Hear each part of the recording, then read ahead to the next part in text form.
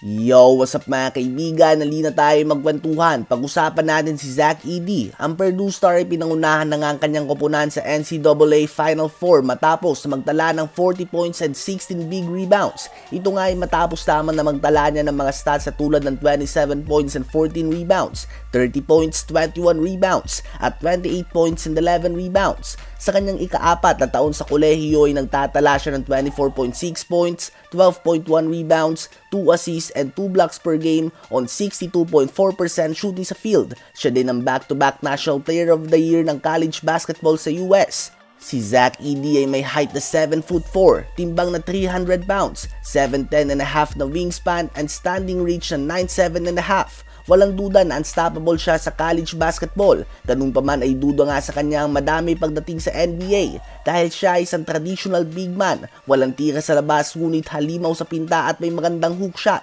Ngunit alam naman natin na sa NBA ngayon ay usong-uso na ang tinatawag na matchup hunting. Si Zach Edey nga ay may mabagal na paa at hindi siya katulad nila Wemby. Takot nga ang mga teams sa sumugal sa kanya dahil duda sila na kaya niyang magdepensa sa mga pick and roll plays at tiyak na iwan siya sa mga isolation plays ng mas mabibilis na player. Wala ngang problema sa opensa, ngunit sa depensa ay nakikita siya bilang isang liability. Sinasabi nga ng madami ay modern day Yao Ming nga daw ito. Tila ba makikita daw natin kung paano mahihirapan sa depensa si Yao Ming sa panahon ngayon kapag nasa NBA na si Zach Edey. Takot nga mga team sa matutulad lamang siya kay Boban Marjanovic kung saan kayang-kaya nito mag-dominate sa opensa. Ngunit hirap nga itong makasabay sa depensa. Kaya naman kahit na siya ang pinakamagaling na college player ngayon sa Amerika, siya ay projected lamang ng mga scouts bilang 14 to 20 pick. Kayo ba mga kaibigan, sa palagay nyo ba ay magiging epektibo ang Purdue Star sa NBA?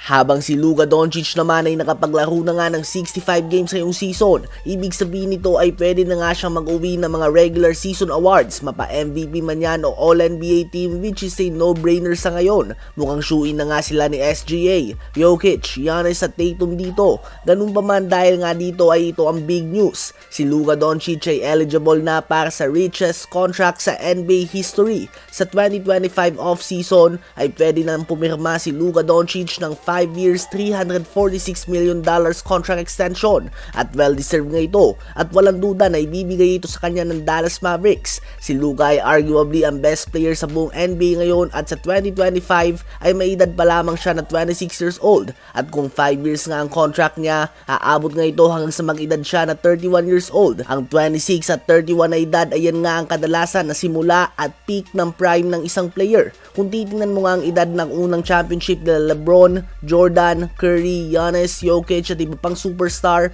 madalas nga ay nasa age bracket na yan. Kung 346 million nga, that is 69.2 million per year. Mababawasan pa naman yan ng taxes at ng bayad niya sa mga agent, nutritionist at iba pa, ngunit wala din dyan ang sponsorships niya sa iba't ibang brand. Ano ba masasabi nyo tungkol dito?